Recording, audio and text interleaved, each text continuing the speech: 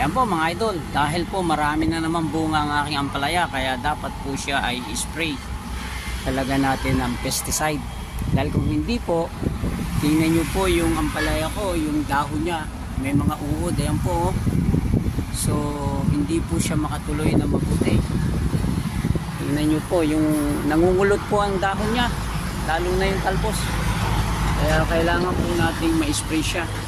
Tingnan nyo po to, maganda na siya pero nanilaw siya dahil sa may mga kumakagat na insect. Kaya mga idol, ginamitan ko po siya ngayon ng malatayo na pesticide. Tingnan ko po after how many days kung siya ay mawawala po yung nasa dahon. Yan po yun, no?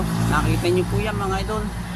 Iklod po ng uod dyan, na pag siya ay napisa ay magiging maraming uod. Kaya ngayon po tingnan ko po kung siya ay kayang mawala sa pesticide na malatayon.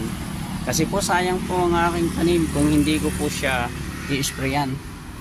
Dahil po malalaki po ang bunga niya, kaya lang namumula mga idol. Yan po. Salamat po mga idol sa panonood. Thank you.